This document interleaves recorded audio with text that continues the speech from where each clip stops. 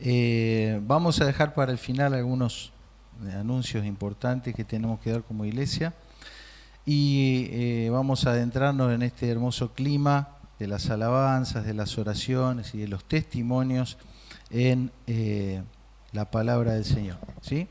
Estamos trabajando hace un año y medio aproximadamente en una serie de estudios bíblicos que si bien vamos alternando con otros temas, continuamos esta serie que hemos titulado Distinguidos por promesa y competentes por diseño, y a modo de repaso poder decir que es fácil muchas veces a partir del gesto, de la costumbre, de las prácticas de un grupo de personas rápidamente identificar de dónde son, de dónde provienen, cuál es su cultura, cuáles son sus características. Y a esto nos referimos cuando hablamos de estas palabras, ¿no?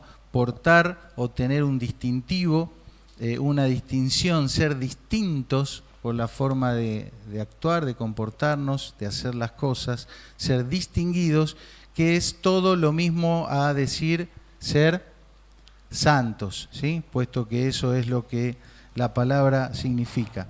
Y alguna de las preguntas que nos hacíamos era si nosotros como hijos de Dios podemos tener algunas características en nuestra conducta, en nuestro comportamiento, que sean únicas, específicas y distintivas de los creyentes, del pueblo de Dios, ¿no? Hay algunas competencias, cuando hablamos de competencia hablamos de habilidades, destrezas, cosas que uno va desarrollando con el tiempo, ¿no? Saberes, como se dice en el ámbito educativo. ¿Hay algún tipo de saber o de práctica que sean características únicas del pueblo de Dios? ¿Deberíamos distinguirnos del resto de las culturas a lo largo y a lo ancho del planeta o a lo largo de la historia? ¿Distinguirnos del resto de los pueblos por algo en particular? ¿Deberíamos ser un enclave, como habíamos explicado? Estar en un lugar, en una sociedad, en una comunidad, en una cultura, pero tener características que no son de este momento, sino que son de Dios. Y la otra pregunta sería, ¿cuáles son específicamente? Si la respuesta a lo anterior es sí, la pregunta vendría a ser, ¿cuáles son específicamente esas características distintivas o esas marcas de santidad? Es una gran pregunta que procuramos responder con esta serie.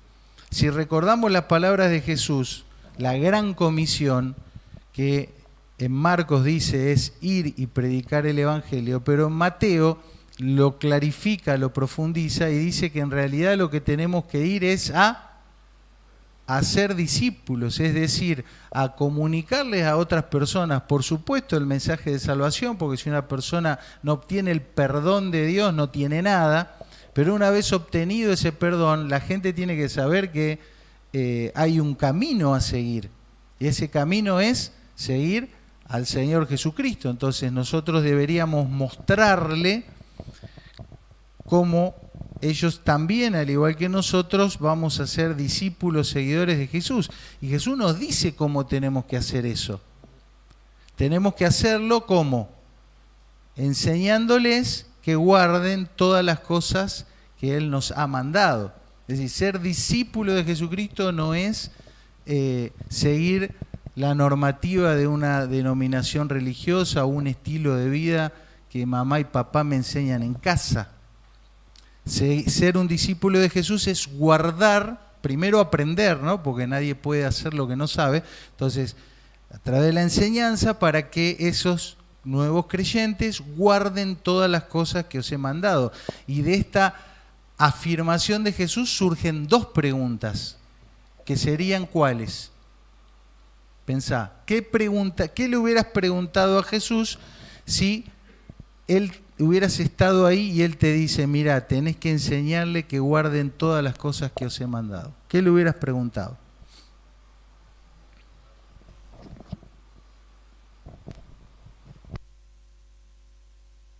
Mirá que Él después te va a demandar, te va a decir, y no hiciste lo que te dije.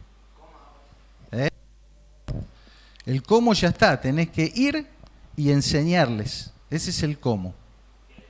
¿Qué le enseño? ¿No? ¿Qué le enseño? ¿Le enseño a qué? ¿A ser como me educaron en mi casa? ¿Le enseño a ser como es la sociedad ahora o como era la sociedad de Galilea o la de Judea? Entonces esa es la pregunta, ¿cuáles son esas cosas? ¿Sí? Porque si no sabes cuáles son, no se la vas a poder enseñar y no la vas a poder obedecer y no vas a ser un verdadero discípulo. Entonces la pregunta sería, ¿no? ¿Qué cosas y cuántas cosas? Bueno, la segunda está respondida, ¿no? ¿Cuántas cosas debemos enseñarle a los discípulos? Todas, ¿sí? Y la pregunta ¿qué cosas? ¿A cuáles cosas? Es lo que intentamos responder o aprender o saber en esta serie, ¿sí? Y tenemos que abordar ¿cuáles? Todas, ¿eh?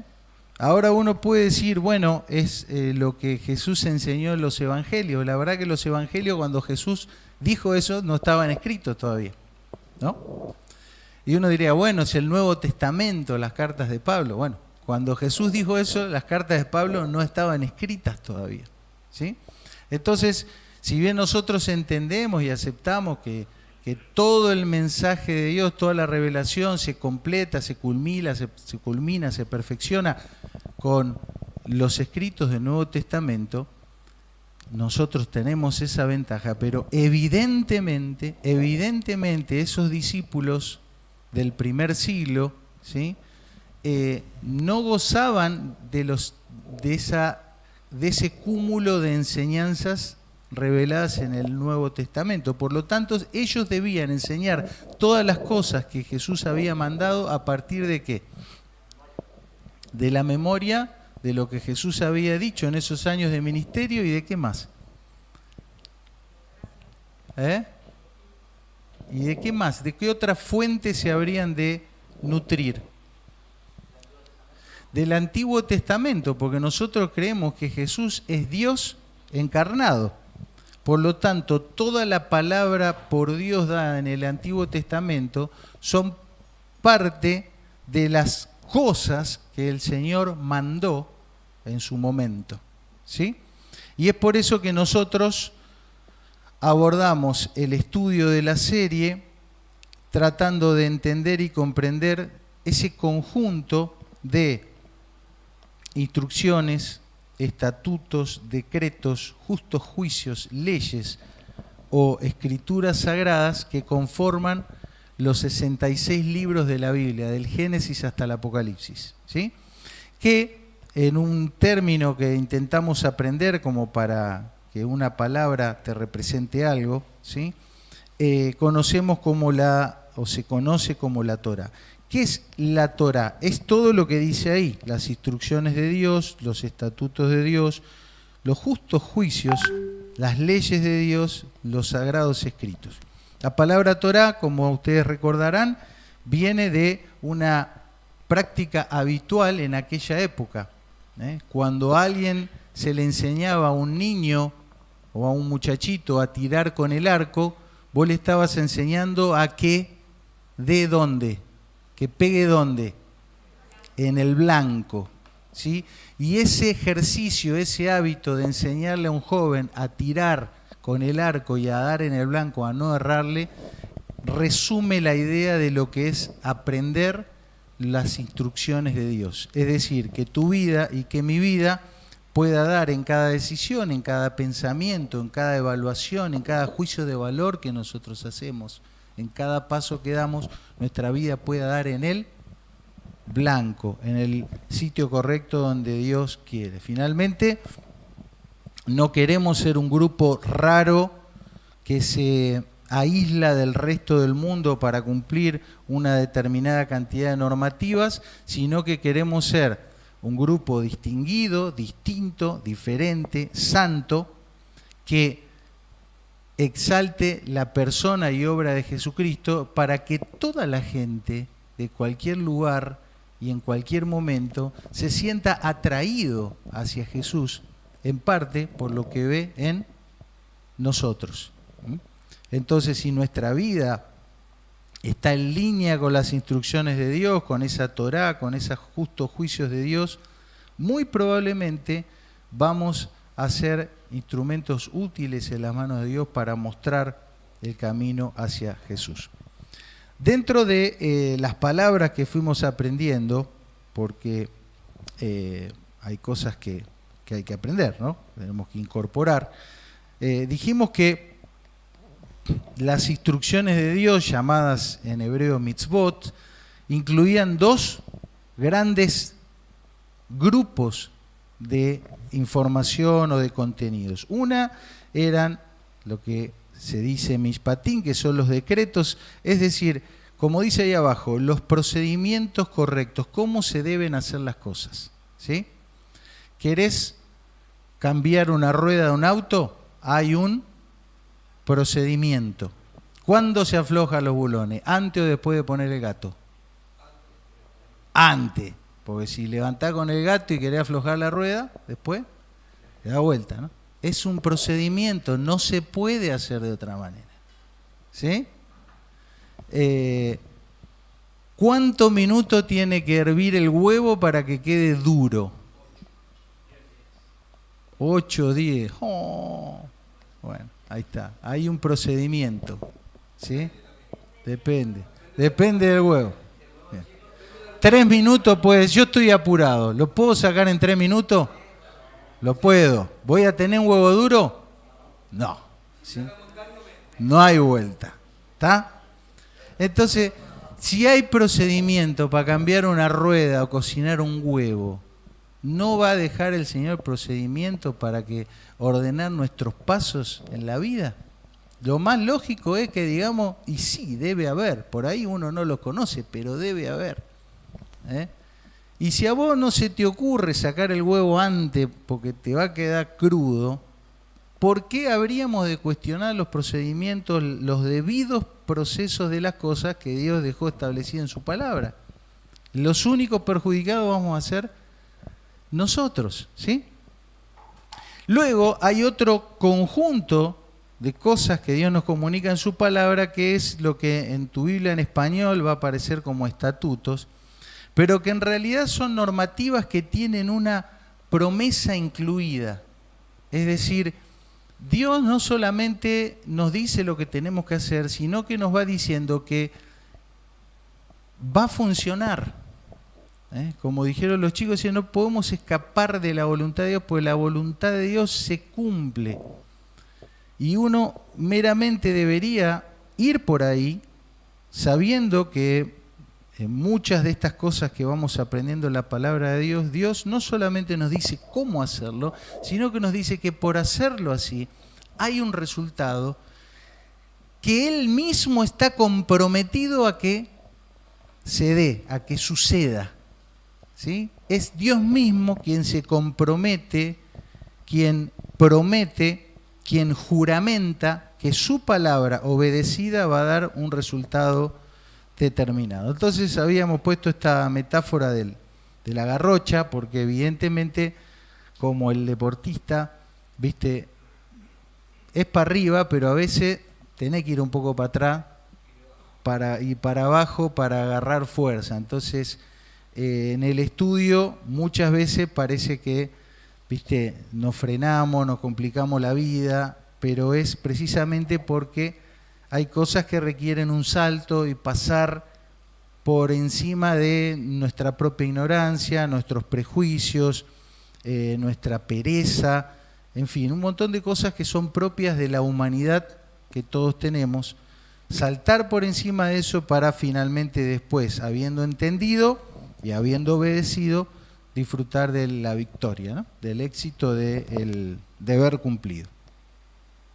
A lo largo de la Biblia encontramos que Dios va dando una serie de reglas, de normas, serían cosas, las formas, pero siempre va a haber en el fondo un principio, que es lo que tratamos siempre de encontrar. Es decir, analizamos algunas instrucciones bíblicas, pero tratamos de ver en el fondo cuál es el principio bíblico, cuál es la intencionalidad de Dios, el deseo de Dios, porque a veces las las instrucciones que encontramos como que parecen muy lejanas, muy de otra época, muy de allá, y entonces cuesta decir, bueno, yo no me siento identificado con esta normativa. Hoy vamos a ver un caso de esos. Sin embargo, vemos la normativa, pero tratamos de encontrar en el fondo de esa normativa una intencionalidad, una base, un principio. Y hay una finalidad, valga la redundancia, final, que como ya hemos dicho es que podamos ser santos y o distinguidos. Bueno, hoy se me ocurrió este título, Hospital o Gimnasio, recordando mis épocas de campamento, de un predicador muy conocido, muy querido, Guillermo Piovano, que nos animaba en esa época a decir, mira, vos no podés vivir en el hospital. Él decía la farmacia, no podés vivir en la farmacia, no podés ir en el verano a la farmacia y tomarte una campamentina y después el resto, viste, la mitad del año estás ahí y después vas en julio y te tomás un retirol y ahí te animás otra vez y después, ¿no? O sea, vos tenés que estar en un ejercicio permanente en tu vida cristiana, ¿no? Entonces, bueno, pensando tanto en los campamentos estos días, me vino a la memoria esa frase y la pregunta que les quiero hacer es, ¿cómo tiene que ser nuestra práctica cristiana? ¿Hospital o gimnasio? ¿Qué piensan? Gimnasio, dice allá, le gusta, Bacalar le gusta el gimnasio, entonces, gimnasio, muy bien. U hospital. Por acá dijeron algo. 50 y 50. Bueno, depende, ¿no? Depende cómo estemos, ¿no? Si estamos enfermos y vamos al gimnasio, probablemente empeoremos y necesitemos un hospital. Hoy vamos a hablar un poquito de hospital y si Dios quiere, el domingo que viene algo de gimnasio.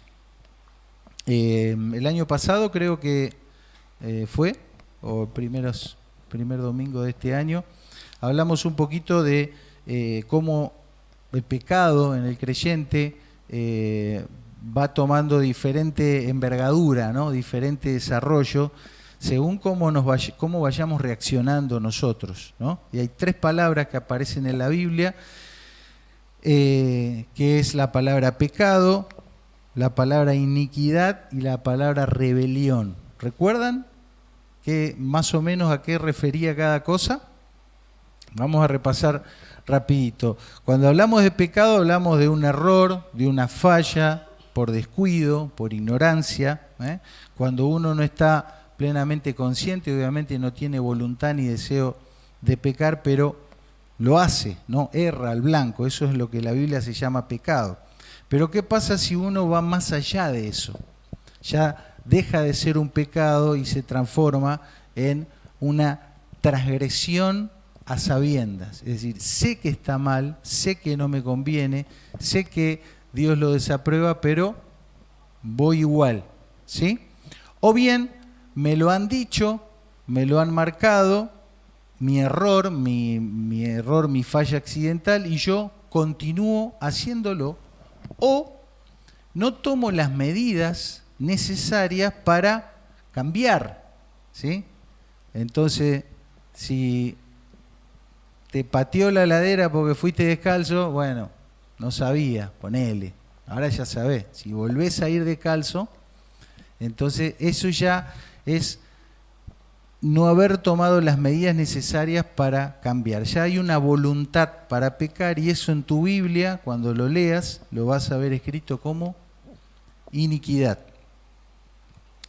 ¿Qué pasa si voy un paso más allá de eso? ¿No? Entonces, ahí viene una antes.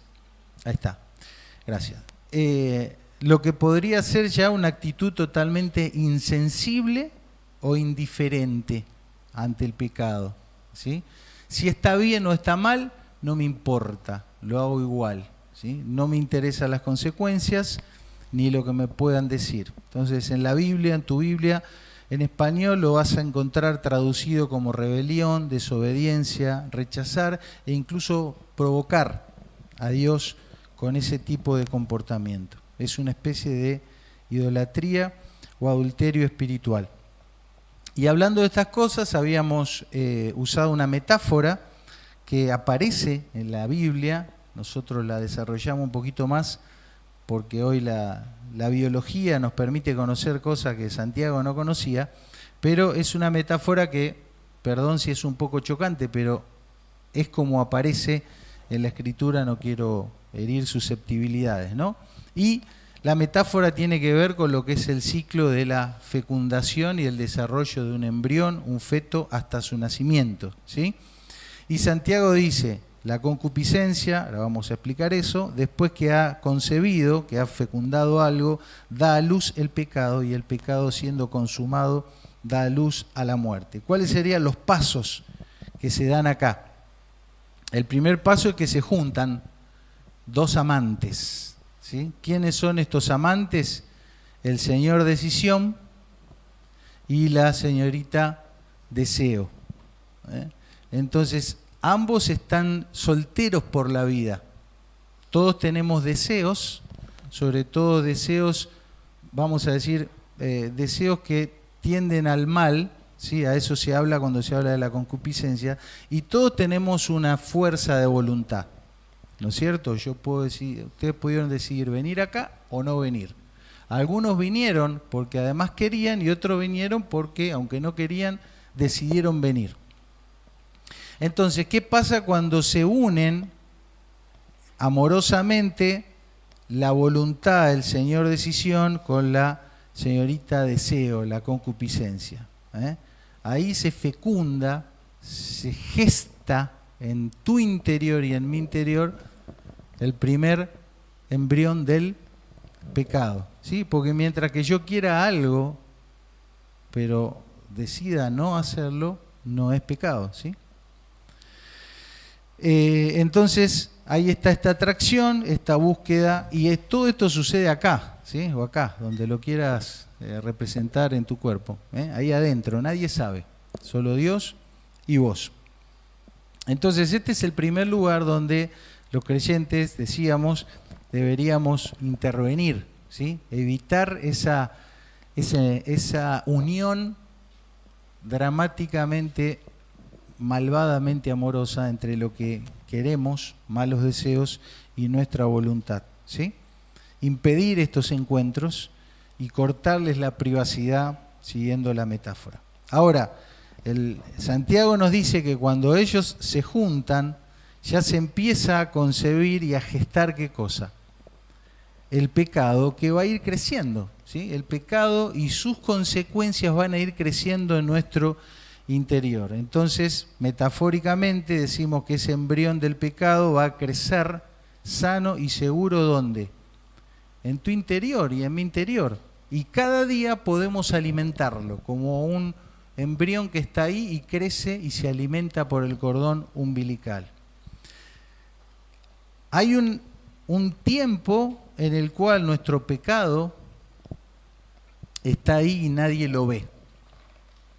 Muchas veces, por lo menos hablo por mí, muchas veces pasa como cuando alguna mujer está embarazada y no lo sabe. ¿Vieron? Ahí por su ciclo menstrual y demás, pasaron 3 meses y ni sabía que estaba embarazada. Entonces, muchas veces nos pasa también que por no revisar, por no chequear, por no testear internamente, es posible que tengamos algún pecado gestado, fecundado y que está creciendo y que ni nosotros nos damos por apercibido. Entonces, de eso se trata esta metáfora, y como tantas veces se dice, el pecado siempre paga mal. Sus consecuencias son mortíferas. Su fruto siempre es dañino y costoso, ¿sí? Por más de que lo querramos pintar y disfrazar de lo que querramos, a la luz de la Biblia y a la luz de la experiencia empírica o práctica, por lo menos de la mía, de mi propia vida, puedo decir que el pecado siempre paga mal, y mientras más crezca y se desarrolle, el resultado es más mortífero, ¿sí? Entonces, ¿qué hay que hacer? Bueno, en este contexto y para esta aplicación hay que abortar, hay que cancelar, anular, terminar con el desarrollo, el crecimiento y el desarrollo de cualquier semilla de pecado que ya haya germinado dentro nuestro. Idealmente que no suceda, ¿sí? Pero el error, la falla involuntaria a todos nos toca. Entonces, identificar en el momento en que se produzca y abortar, cortar con el crecimiento y el desarrollo del pecado en nuestro ser. ¿Cómo piensan ustedes que se corta, se anula, se termina o se aborta con el crecimiento y el desarrollo del pecado en un creyente?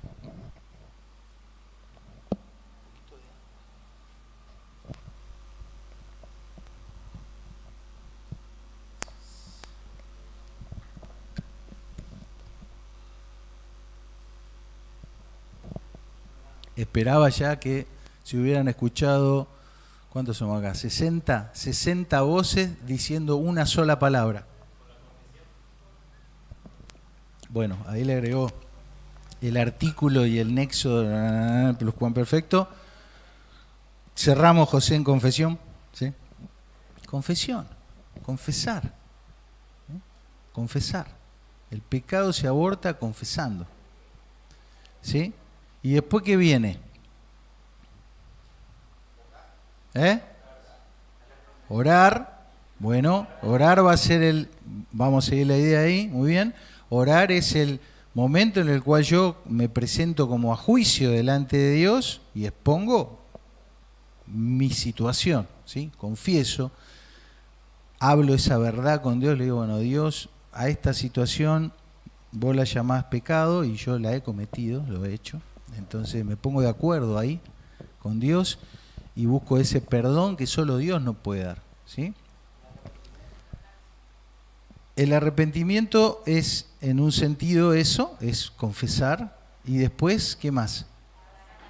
Apartarse, ¿sí? Separarse del pecado, apartarse del pecado, no reincidir, no volver a cometer, para que quede en un pecado, como vimos el primero, ¿viste? De jatá, un pecado, una falla ocasional y no una práctica repetida, ¿no?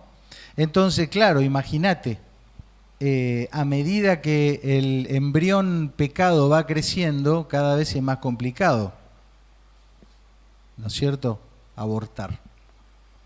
Pero es necesario siempre. Muy bien.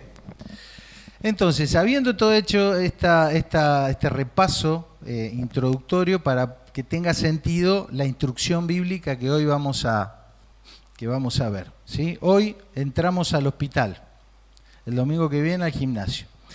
La instrucción bíblica que vamos a ver hoy es un mandamiento de Dios donde Él nos dice que tenemos que sacar los tameim, ¿sí?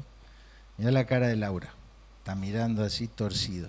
Bueno, vamos a aprender una palabra nueva para que esa palabra te resignifique un montón de cosas, ¿sí? Entonces tenemos que definir qué es algo tamé. Fíjate, en tu Biblia no vas a encontrar en ningún lado que diga tamé. En tu Biblia vas a encontrar que dice inmundo, pero suena demasiado feo esa palabra y nadie sabe qué significa tampoco, ¿sí? ¿Qué es? Inmundo, asqueroso, es por el olor, el color, no sabemos, ¿sí? Es algo de una película de exorcismo, ¿entendés? Es algo que no nos dice mucho. Entonces, como por lo menos a mí inmundo no me dice nada, entonces me voy a aprender una palabra que tenga un significado real y original, ¿sí? Y es la palabra tamé. ¿Qué significa algo tamé? Y aparece muchísimo en la Biblia cuando vamos haciendo las traducciones, que de eso intentamos siempre hacer algo. Algo tamé es algo que es incompatible con la santidad de Dios. Algo o alguien tamé es alguien que está, ¿cómo? Inhabilitado. Es decir, no está apto. Le falta algo, le sobra algo pero así como está, no va. ¿Sí? ¿Es difícil o fácil? Fácil, ¿no? Entonces, ¿qué es tamé o inmundo que vas a ver ahí en la Reina Valera 60? Es algo que es incompatible con la santidad de Dios. Si yo porto, tengo, guardo, atesoro algo tamé, estoy teniendo algo que es incompatible con la santidad de Dios y por lo tanto me hago, ¿qué? Eso. Inhabilitado, no apto. ¿Sí? Muy bien. Entonces, ahora vamos a unir las dos cosas. Ya si hablamos tanto del pecado y de lo que produce, ya podemos entender en qué circunstancias un creyente se puede transformar en alguien tamé, en alguien que anda con una incompatibilidad o inhabilitado, ¿no? Entonces podemos hacer estas tres preguntas, ¿sí? ¿Qué sucede cuando un creyente no pone fin, no aborta, no anula, no cancela, no confiesa y se aparta de un pecado? ¿Qué vienen? Las consecuencias. ¿Estamos hasta ahí? ¿Sí? ¿Pueden dichas consecuencias impactar en su estado psicofísico de salud? Repito la pregunta.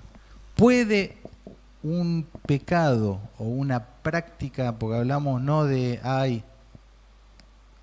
hablamos de alguien que atesora, guarda, gesta en su interior y no aborta, no corta, no confiesa, no cancela el pecado en su vida? ¿Puede eso tener un impacto en su estado psíquico, emocional o físico, en su salud mental, en su salud emocional o en su salud física, en su cuerpo? ¿Puede afectar? ¿Sí o no? La respuesta es sí. Aclaro que no siempre una enfermedad física, no siempre un trastorno emocional o mental es consecuencia de un pecado oculto, un pecado no confesado. No siempre, ¿sí? Pero puede que en algunos casos sí lo produzca. Y la tercera pregunta que vamos a responder es, ¿qué se hace en esos casos? ¿Sí? Entonces, el versículo que van a ver ahora les puede parecer totalmente raro si no estuvieron acá los últimos 20 minutos. Si estuvieron acá, van a conectar eso. Vamos a ver lo que se llama un caso modelo, es decir, una situación X que se daba en el Antiguo Testamento y vos ahí te vas a decir, bueno, con esto solo no me puedo quedar. A ver, detrás de esta normativa o de este caso que se plantea acá, ¿cuál es el principio bíblico que hay de fondo y qué tiene que ver esto con el tamé, la inhabilidad, la incompatibilidad y todo lo que venimos hablando? ¿Está? ¿Me siguen? Ah, ya están ahí. Muy bien. ¿Ya quiere que termine, Alonso? Bueno, fíjate. Manda a los hijos de Israel que echen del campamento a todo leproso, a todos los que padecen flujo y a todo contaminado con muerto. Así hombres como mujeres echaréis. Fuera del campamento los echaréis. Vos lees esto y decís, nada, pará, sacame esta animalada, no quiero saber nada de todo esto. Vamos a ir al contenido de las palabras, ¿sí? Y el contenido de las palabras, hay un desarrollo teórico que lo voy a simplificar ahora. Siguiente, por favor. Cada vez que en la Biblia ustedes vean que habla de un leproso, ¿sí? No está hablando de la lepra, la enfermedad de Hansen, que se diagnostica con un microscopio ahora y que está en cualquier libro de medicina, ¿sí? En la Biblia, cuando habla de lepra, habla de una persona que está somatizando, es decir, mostrando en su cuerpo y en su piel las consecuencias de un problema espiritual, ¿sí? Que es lo que nosotros llamamos las somatizaciones. Es decir, hay a lo largo de la Biblia una relación entre la figura del leproso con la figura de alguien que en realidad lo que le pasa es que está espiritualmente mal, enfermo, Y eso se le nota ¿dónde? En el cuerpo. Es decir, es alguien que es tamé y que por algún motivo, pecado no confesado, ahí está eso saliendo. Y esa es lo que en la Biblia se llama lepra, no es la enfermedad transmitida por el bacilo de no sé cuánto, ya me olvidé, yo soy anestesista. No está Mariela acá para ilustrarnos. Bueno. Y a todos los que padecen flujo, acá se habla de flujo de semen, pero hay otros versículos donde se habla de flujos vaginales. Y a todo lo contaminado con muerto, es decir, a todos aquellos que tuvieron alguna situación con un muerto. ¿Sí? No estamos hablando que maté un mosquito, ella me contaminé con el mosquito, no. Una situación media turbia donde quedaste vinculado con un muerto. Estas son las personas en este versículo que van a quedar con una condición de tamé, es decir, tienen algo en lo espiritual, en su vida, que los hace inhabilitados o incompatibles con la santidad de Dios. Yo lo resumí con estas 3 palabras, ¿no? Sobre todo las 2 que están ahí que dice, cuando algo anda mal, ¿sí? Cuando algo anda mal en mi cuerpo, en mi mente, en mis emociones, en mis pensamientos, ¿sí? Y no solo que anda mal, sino que se me nota, brota por los poros, eso es tamé, esa es la figura metafórica del leproso. Y lo mismo cuando algo que tendría que ser fisiológico, como los fluidos seminales y vaginales, no están bien. Entonces, decirlo en otras palabras, algo no anda bien. ¿Sí? Eso es lo que hay detrás de esta instrucción. Entonces, ¿qué se hacía en estos casos? Insisto, no estamos hablando de problemas de piel dermatológicos, problemas ginecológicos o problemas para que trate el urólogo. Estamos hablando de, según la base lingüística, de personas que estaban mostrando en el cuerpo un trastorno que acá hay algo más, hay algo en el fondo, ¿sí? Que ya, según ustedes mismos dijeron, puede suceder en un creyente que no confiesa su pecado. ¿Qué se hacía en estos casos? Entonces, como leímos, se aislaba al pueblo de aquellos que muestran evidencias de una condición espiritual afectada. ¿Por qué? Porque se asume que padecen una incompatibilidad con la santidad. Se asume que tienen pecados sin resolver y por lo tanto esta persona no es apta para estar en medio del pueblo. ¿Recuerdan en el Antiguo Testamento a alguien así? Donde claramente se asocia la lepra con un pecado. Sí, ¿quién era Miriam? La hermana de Moisés, Miriam o María. ¿Qué hizo ella? Murmuró. ¿Y qué le vino? Lepra, tamé. ¿Está? Ese es el ejemplo más claro, ¿sí? Pero hay muchos otros. Bueno, entonces, ¿estamos hasta ahí lo que se hacía en esa época? ¿Qué dice el Nuevo Testamento de todo esto? Bueno, algunos versículos que ustedes conocen, elegí 2. El apóstol Pablo, hablándole de personas que sostenían prácticas pecaminosas, pecados ocultos, él dice, hay muchos enfermos y debilitados entre vosotros y muchos duermen, es decir que murieron, ¿sí? Hablando del amor al dinero y de la codicia, dice, algunos se extraviaron de la fe y fueron traspasados de muchos dolores. ¿Te parece que es metáfora, es poesía? No, el pecado enferma, duele y paga mal, ¿sí? Entonces, la pregunta que nos quedó por resolver es, ¿qué se hace en estos casos? Bueno, en otro pasaje donde se habla de toda esta cuestión de separar, de apartar y de tratar a los que tienen tamé, a los tameim, se dice, por ejemplo, lo siguiente: al caer la noche se lavará con agua y cuando se hubiere puesto el sol podrá entrar en el campamento. Tendrás un lugar fuera del campamento a donde salgas para este tipo de gente. ¿Mm? Si vos lo querés tener una mirada así humana, decís, bueno, eran controles sanitarios, eran medidas de bioseguridad, pero nosotros vemos como un patrón a lo largo de la palabra de Dios es que indudablemente el pecado enferma, y cuando el pecado enferma se nota e impacta en la salud, y para esas situaciones el pueblo de Israel en el desierto tenía un tratamiento, una terapéutica, un modo de trabajar. Es decir, una terapéutica intencional y presupuestada, un lugar, tiempos, personas designadas para asistir a aquellos que estaban en esta condición de enfermedad por causa del pecado, ¿sí? En esa época, fundamentalmente, el sacerdote era el terapeuta, porque no era que los echaba a patada del campamento y que se mueran, ¿no? Iban a un lugar y había que ir a atenderlos todos los días, llevarles de comer, ¿sí? Entonces había un aislamiento, pero había un seguimiento, había una asistencia y se buscaba, ¿qué cosa? La restauración. Era un proceso, es un proceso solidario para la restauración. Cuando vamos al Nuevo Testamento, los asistentes al curso ABC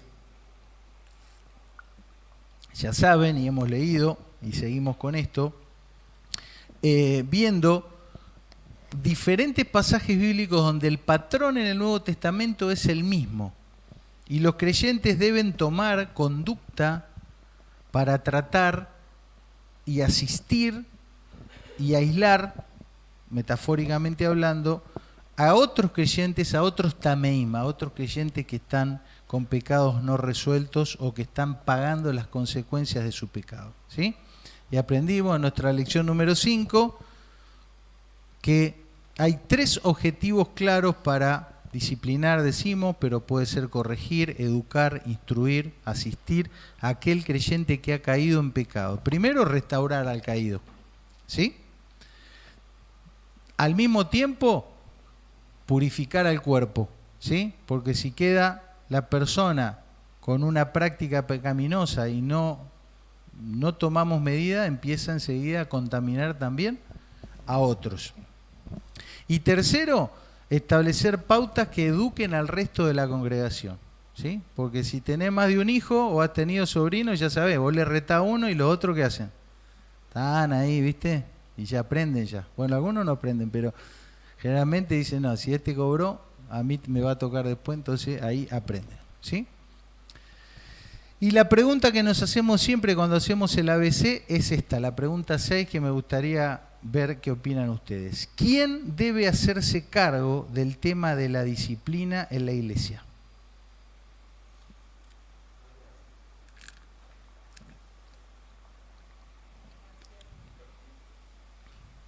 Qué bárbaro, che, vamos a tener que dar el ABC de vuelta, Antonio.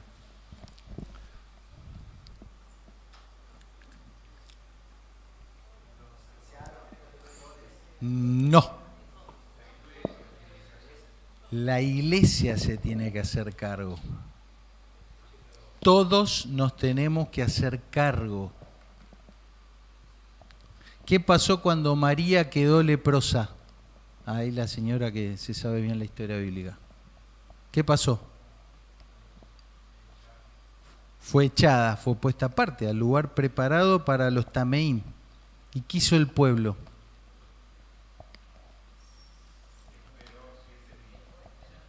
Todo el mundo se quedó esperando que ella sea restaurada. 2 millones de personas. ¿Sí? Sí. La separaron. Bueno, ahí Reina Valera 60 dice, la tenés que echar. Ponele. Es fuerte, es duro. Separarla, ponerla en aislamiento, ¿no? En un lugar adecuado en ese caso. Pero la responsabilidad y la carga, hacerse cargo, ponete la mochila, ¿no? Ponete el sombrero, ponete el zapato. Recae sobre toda la congregación, porque nosotros casualmente somos un cuerpo. Y si somos un cuerpo, cuando un miembro se duele, todo el cuerpo se duele. ¿Sí? Entonces, nadie en la congregación puede ser indiferente o indolente ante un tameim, es decir, ante alguien que está inhabilitado, está llevando una vida incompatible con la santidad de Dios. Después hay un montón de otros principios que nos dan la posibilidad de decir, bueno, ¿cómo lo vamos a resolver? ¿Quién lo va a manejar? Pero conceptualmente, el pueblo de Dios, toda la congregación, se tiene que hacer cargo, tiene que sentir suya la carga y el dolor por el pecado de un creyente. De todos los versículos que aparecían antes, vamos a leer un último para terminar, que está en Santiago capítulo 5, porque ahí encontramos todos los elementos de los cuales nos hemos hecho referencia, ¿sí? Y empieza diciendo, observen, unan conceptos. ¿Está alguno entre vosotros afligido? Haga oración. ¿Está alguno alegre? Cante alabanzas. ¿Está alguno enfermo? Va a hablar de un enfermo, ¿sí? ¿Quién puede ser este enfermo? Vamos a ver. Llame a los ancianos de la iglesia, oren por él, ungiéndole con aceite en el nombre del Señor, y la oración de fe salvará al enfermo, y el Señor lo levantará, y si hubiere cometido pecados, le serán perdonados. Confesaos vuestras ofensas unos a otros, orad unos por otros para que seáis sanados. La oración eficaz del justo puede mucho. Hermanos, si alguno de entre vosotros se ha extraviado de la verdad y a alguno le hace volver, sepa que el que haga volver al pecador del error de su camino, salvará de muerte su alma y cubrirá multitud de pecados.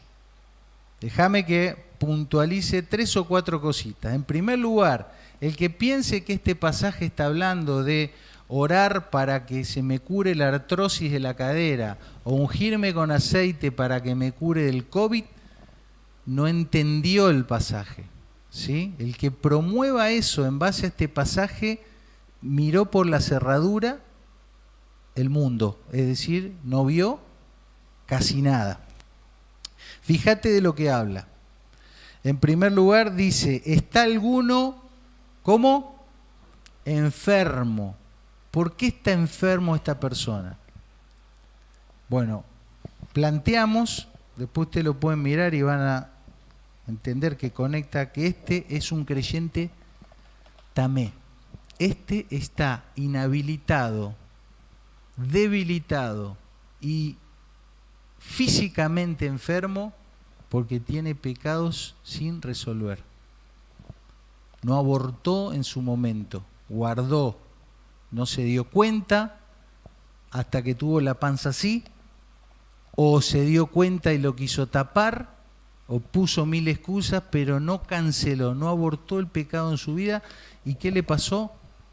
Está leproso, ¿sí? Está leproso. Se le nota en el cuerpo. Entonces, ¿qué tiene que hacer esta persona? Llama a los ancianos. ¿Por qué llama a los ancianos? Porque se supone que los ancianos o los pastores, ponele, de la iglesia, deberían ser las personas, el referente más confiable al cual otro creyente puede ir, ¿sí? ¿Qué tienen que hacer los ancianos? Orar por él y ungirle con aceite. ¿Qué aceite? De oliva, patito, girasol, bendecido por... Bueno. Básicamente el concepto ungir con aceite es un símbolo. ¿Cuál es el símbolo? El símbolo de que esa persona que es ungida se está públicamente poniendo debajo, subordinado ¿a quién? A la autoridad de alguien. En este caso, ¿de quién? En el nombre del Señor. Si el anciano no tiene nada que ver, el aceite no tiene nada que ver, bendecida por no sé quién no tiene nada que ver. Acá es como si él dijera, estás tamé, se te nota en el cuerpo que tenés pecados ocultos, llama a alguien de la congregación que te pueda asistir con eso y subordinate, sometete públicamente bajo la autoridad de ¿quién? Del Señor. Ahí está la confesión, el apartarse, el arrepentimiento, no hacerlo más, y todo lo que ustedes dijeron. Y esta oración es la que va a salvar al enfermo. ¿Por qué lo va a salvar? Porque confesó, y si no hubiera confesado, ¿qué pasa? El pecado, siendo consumado, da a luz la muerte, ¿sí? Entonces el pecado mata, metafóricamente pensar la muerte, mata relaciones, mata nuestra salud, mata nuestro futuro, mata nuestra economía, mata a nuestros seres amados, mata. Entonces, cuando esta persona se somete a la autoridad de Dios con la confesión, en esta oración de fe, va a recibir la salvación que solo Dios puede dar. Y entonces el Señor mismo lo va a levantar, porque este está enfermo por su pecado. Insisto, no siempre es así, ¿no? Hay enfermedades que no es por pecado, es por otra causa, y uno ora y la enfermedad no se va. Pero cuando es una enfermedad por pecado oculto, es cuando es un tamé, la oración es sanadora. Y por eso dice, si hubiere cometido pecado le serán perdonados. ¿Te das cuenta? Que está hablando de una sola cosa. Finalmente, fíjate en la segunda parte. Unos a otros. Por eso lo que está en lila dice, si alguno entre vosotros se ha extraviado, ¿y quién? ¿Los ancianos lo hacen volver? No, acá ya habla de cualquier creyente. Entonces, no sos pastor, no sos anciano, no sos líder, estás ahí. Entonces, si cualquier creyente hace volver de su error, de su mal camino, a otro creyente, va a estar salvando su vida de la muerte, es decir, de las consecuencias del pecado. Tremendo versículo que nos deja a todos desafiados a cuidarnos mutuamente, a mirar a los tameim, a mirar si nosotros mismos no estamos entrando en ese ciclo de contaminación interna que después brota por la piel y nos quedamos leprosos, y accionar con la confesión, el apartamiento, el subordinarnos a la autoridad de Dios y el recibir la sanidad que Él tiene para darnos. Vamos a orar para terminar, tenemos un tiempo especial con los niños ahora, 5 minutos más, pero necesitamos orar a Dios y ahí en el lugar donde estás, que puedas mirarte, examinarte, preguntarte si hay pecados fecundados, crecidos, desarrollados en tu interior, si ya están las evidencias externas del mismo o no, que puedas ahora hacer esa oración de fe, de confesión a Dios, subordinarte bajo su autoridad, someterte a su autoridad, pedirle perdón al Señor, confiar en Cristo como el que pagó por ti, como tu único Salvador, y recibir su perdón y que el Señor te levante. Puedes orar así, decirle: Dios, en esta noche me someto a tu autoridad. Te pido perdón por mis pecados. Reconozco a Cristo como el que pagó en la cruz por mi maldad y por medio de quien puedes darme la sanidad de mi alma, la limpieza, y puedes levantarme de donde me encuentro caído. Confieso, reconozco mi maldad, pero también confieso y reconozco tu misericordia, tu perdón. y acepto tu salvación por medio de Jesús. Amén.